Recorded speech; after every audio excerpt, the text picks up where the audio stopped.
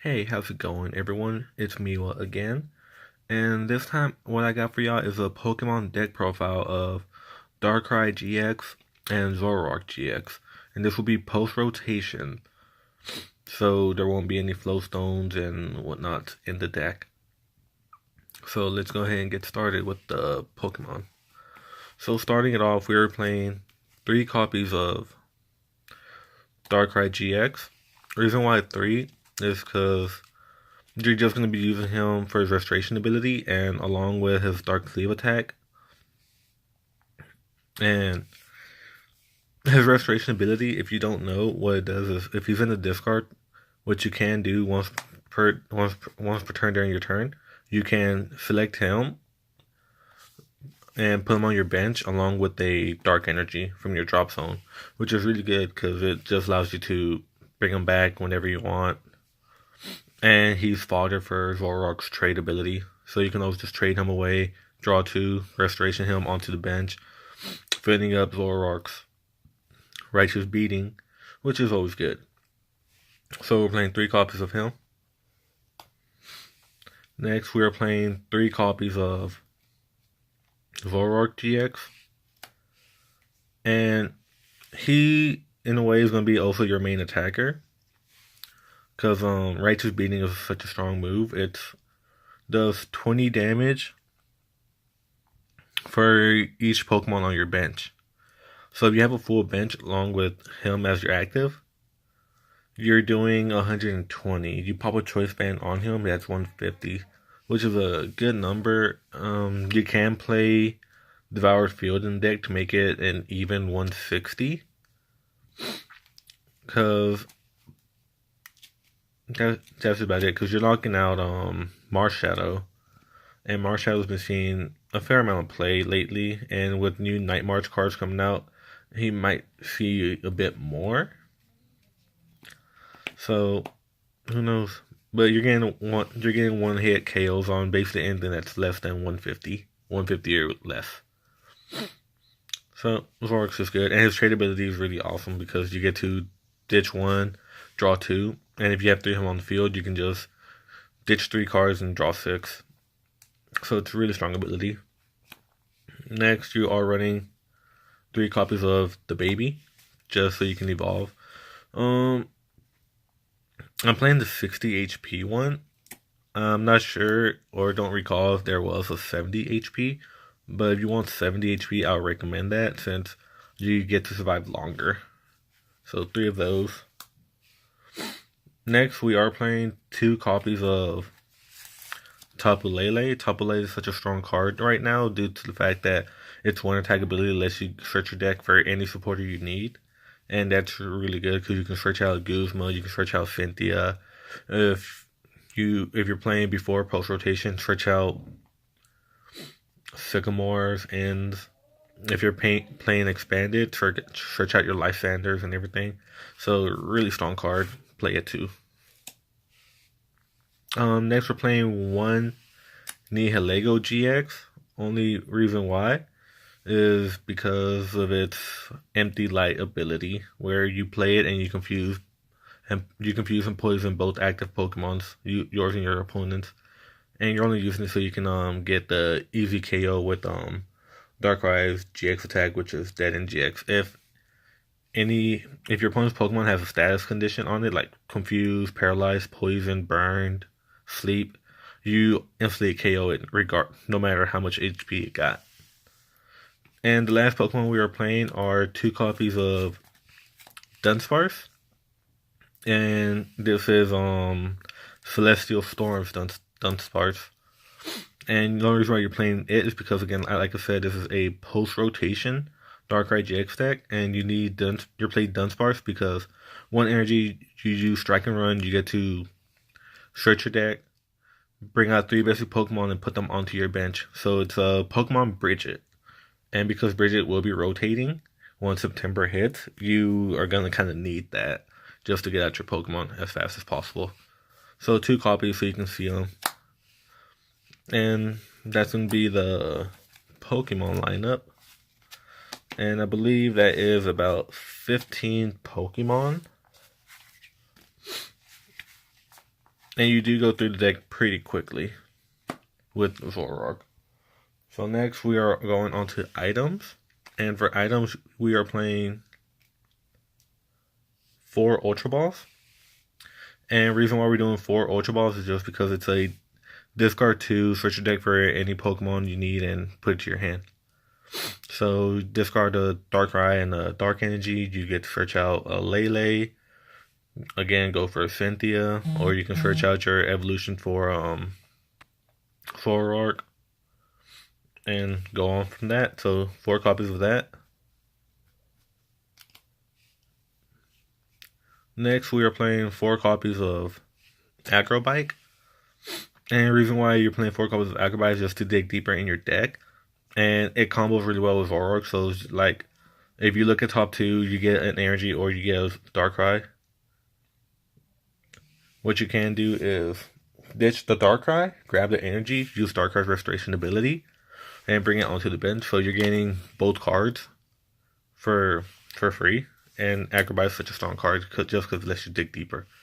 So 4 copies of Acrobike. You can play Pokénav, but Pokénav only lets you grab either a Pokemon or energy. So you can experiment with it, and it can work. But I just choose 4 Acrobikes instead. Next we are doing 3 copies of multi-switch. And the only reason why you're doing 3 copies of multi-switch is just because you can combo it so well with the energies you have on Darkrai to move energies onto your Zoroark. Or if you switch it out, you can just Restoration, pop Zoroark in your active, pop the Dark Energy from the Restoration onto the active Darkrai, and it's just like, it allows you to move energies around, and that's really nice. And it even works for DCEs as well. So we're playing 3 copies of that. And in the format where we're not going to have max elixirs because they're also being rotated, you need to have that energy moving around as much as possible. So we're playing 3 copies of Multi-Switch. Next, we're playing 3 copies of Field Blower. And we're playing 3 copies of Field Blower just because we don't want to see any problematic items or stadiums and stuff. Because what is going to happen is once the rotation happens, you will be seeing people playing skateboards. People will be playing weakness policies, choice bands. Some decks will be having powerful stadiums, and like, you don't want to see those. So you want to get rid of them as quickly as possible. So 3 copies of it, see it as much as possible. That way, even if one is priced, you still have 2 in the deck.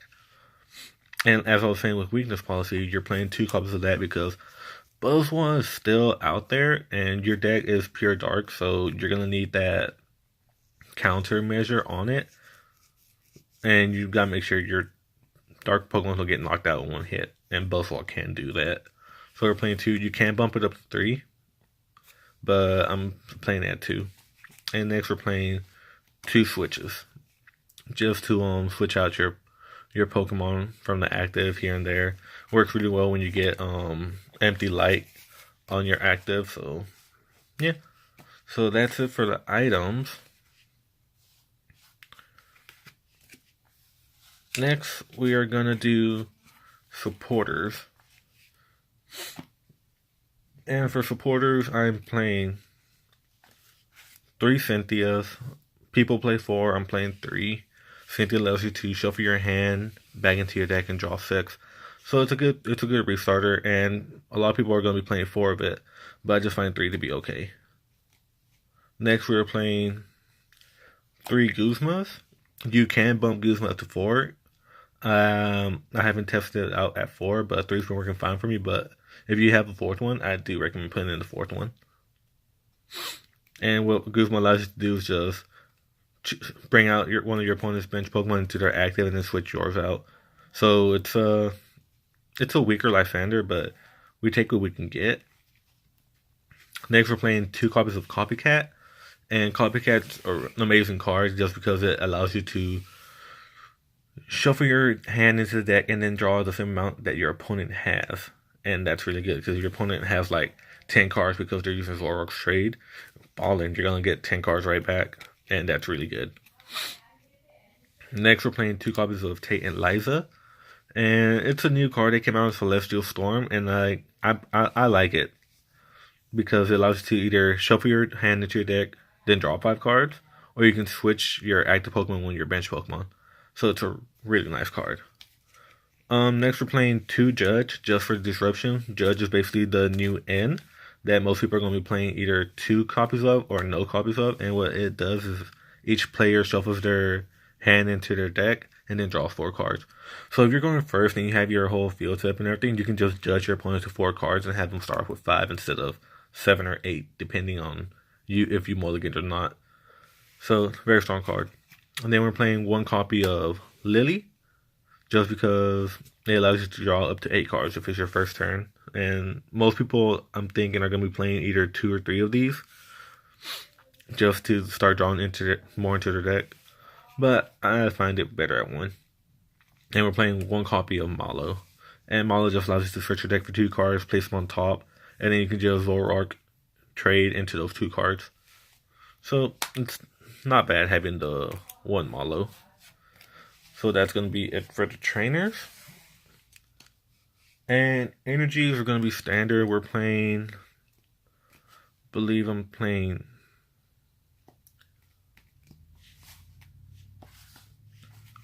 9 Darks and 3 DCEs. So DCEs, you're only using them for your Zoroark. You can place them on Darkrai and then multi-switch the DCE onto a Zoroark if you want to. But I have been thinking of taking the Darkrai and throwing in the 4th DCE. Not too sure about that, but we're only playing more Darks because of Darkrai's Frustration ability. So you want to see Darks as soon as possible. But yeah, that's my Darkrai Zoroark deck profile. Let me know what y'all think about it. Let me know what changes you would like to see in it. And I will be doing more Pokemon deck profiles as well, since I like to make bad decks and just play them at my locals.